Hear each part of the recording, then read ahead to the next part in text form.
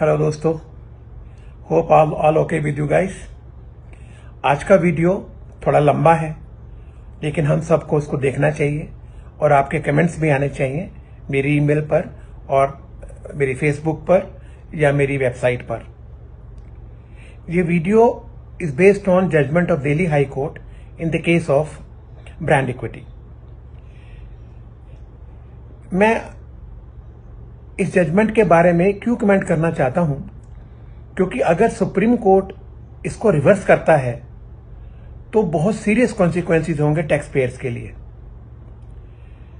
As you know, brand equity is a judgement that has interpreted section 140, rule 117, rule 117A, and in nutshell has expanded the definition of technical glitches in Rule 117(1)(a) to include technical difficulties that could also be faced by assessees at their end.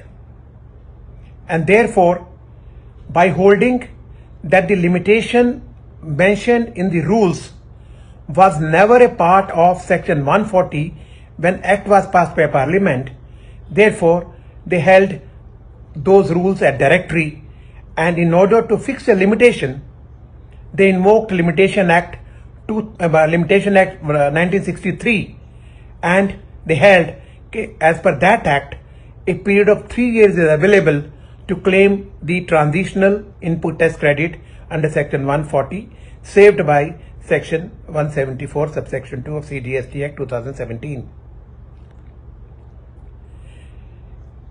इस judgement ने एक और बहुत बड़ा फैसला लिया। Court ने साफ शब्दों में बोला कि ये जो write off transitional input tax credit है, इससे wasted right and this is indefeasible, that is nobody can take it. आप इस तरह के कोई रूल्स या प्रोसीजर नहीं बना सकते जिससे इस राइट का खात्मा हो, एक्सटिंग्विश हो। कोर्ट ने एक चीज और बोली कि ये जो right to transitional input tax credit है, ये टैक्स पेयर की प्रॉपर्टी है and it is 100% safeguarded by constitutional provisions, article 301 capital A of constitution of India. उन्होंने एक और बात बोली कि अगर टैक्स पेयर का पैसा बनता है तो nobody can be allowed to rob that money by making this kind of procedures where the right to claim transitional input tax credit is virtually forfeited. High court ने पूरी हिस्ट्री ट्रेस करते हुए कि जीएसटीएन में क्या क्या problem हुई, क्या क्या डिफिकल्टीज आई, कैसे पोर्टल रुका, कितनी एक्सटेंशन हुई, उन्होंने सारा कुछ देखने के बाद गवर्नमेंट को हिदायत दी कि आप अपना पोर्टल खोलें और जो टैक्स पेयर उसी हालात में है जिसमें जो हालात ब्रांड इक्विटी के पिटिशनर के थे, उन सबको ट्रान मान दाखिल करने की इजाजत है बाय 30 जून। इस हालात में जो जजमेंट दिल्ली हाई कोर्ट की थी ब्रांड इक्विटी, इसका आगाज हुआ। बहुत अच्छी लगी, बहुत जबरदस्त लीगल प्रिंसिपल्स थे, बहुत ही सीरियस किस्म की लीगल डिस्कशन की गई और approach for the benefit of taxpayers, which should be the approach of tax courts, was adopted. लेकिन स्कीम क्या कहती है, एक्ट क्या कहता है, अभी केस सुप्रीम कोर्ट के सामने है। तो अभी तो जो ब्रांड इक्विटी की जजमेंट अभी तक फाइनल है, it has not been satisfied, लेकिन it is put into jeopardy once the operation of the judgment has been stayed by Supreme Court yesterday by the order dated 19th June 2020. Transitional credit की scheme है section 140 में। उसका marginal heading बहुत जरूरी है। Marginal heading कहता है transitional arrangements for input tax credit. Arrangement word use है वहां सेक्शन 140 के मार्जिनल हेडिंग में, और उसको उनमें बोला गया है as per the manner prescribed. वो मैनर 117 में जो ट्रान वन फॉर्म है, ये है वो है, वो सारा कुछ ऑलरेडी है, उसमें कोई किसी तरह की दुविधा नहीं है। रूल 117 में क्लियरली लिखा है कि आप किसी भी टैक्स पेयर को जिसको सेक्शन 140 के अंदर transitional input tax credit claim करना था, उसको 90 दिन के अंदर ट्रांस वन फॉर्म फाइल करना था। उस 90 दिन को फर्दर 90 दिन के लिए एक्सटेंड किया जा सकता था। दैट इज, आपको मैक्सिमम 180 दिन मिलने थे अगर एक्सटेंशन हुई है तो, जिसमें आपको ट्रांस वन फाइल करना था। अगर आपने ट्रांस वन फाइल नहीं किया तो आपका extended benefit transitional input tax credit का डिनाई था, आपको नहीं मिलना था। लेकिन 9 महीने के बाद, समवेयर इन सितंबर 2018 और व्हाटएवर द डेट, गवर्नमेंट को दिखा कि हमारे पोर्टल पे बहुत प्रॉब्लम्स हैं, लोग अपलोड नहीं कर पाते हैं, सर्वर नहीं चलते हैं, बहुत रश है, घंटों घंटों लगते हैं और उसमें एरर्स आती हैं बार बार। तो वो एक रूल 117(1)(a) लाए।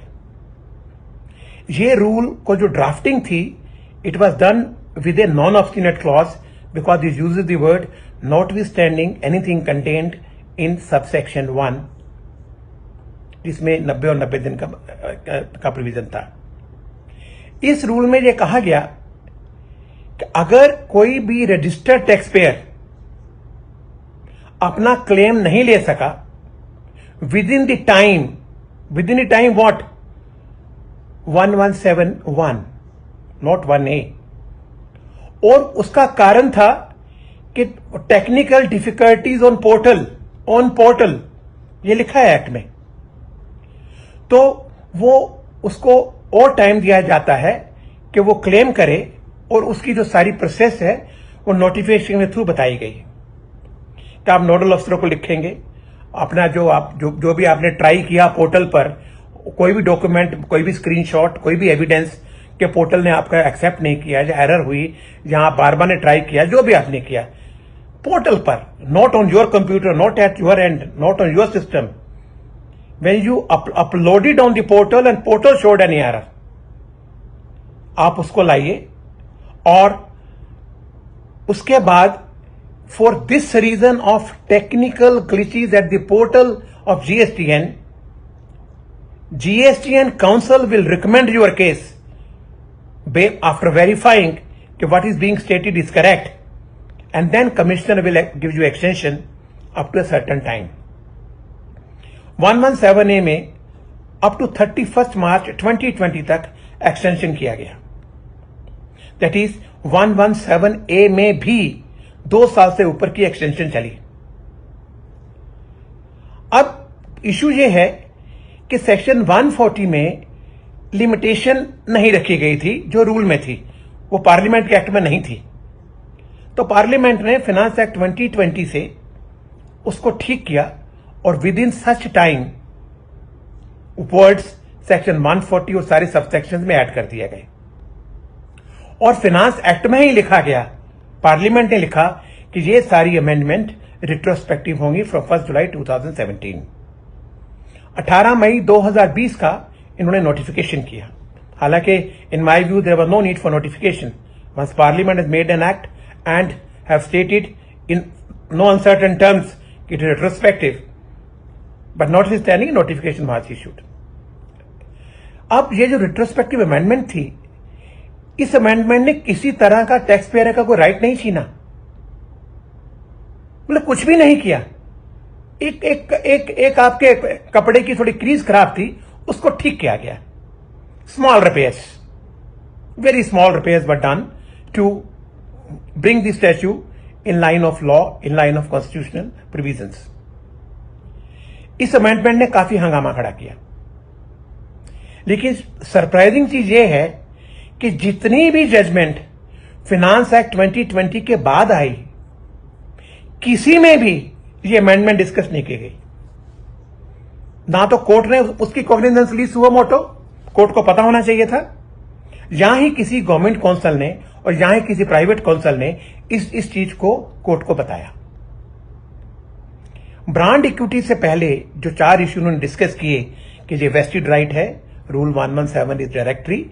It's a property which cannot be taken away under Article 301 capital A, and this scheme is directory and you cannot rob the money of taxpayers. उससे पहले काफी जजमेंट और आई, उससे पहले दैट इज अगर ये 5 मई 2020 को जजमेंट हुई थी, उससे पहले जजमेंट आ चुकी थी। Gujarat high court Willowood, Bombay high court Nelco, Bombay high court JCB motors and Rajasthan high court Shri motors. बहुत बढ़िया किस्म की जजमेंट्स हैं वो, मैंने चारों बड़ी ध्यान से पढ़ी हैं और एक एक पैरा पढ़ा है। उन जजमेंट्स में जो इश्यूज ब्रांड इक्विटी में रखे गए, एग्जैक्टली सेम इश्यू नेल्को की जजमेंट में थे, लेकिन वहां के बॉम्बे हाई कोर्ट के डीबी ने एक बाय एक करके with courts of supreme court judgements उन आर्ग्यूमेंट्स को नेगेटिव किया। उन्हें बोला ये चीज हम नहीं मानते।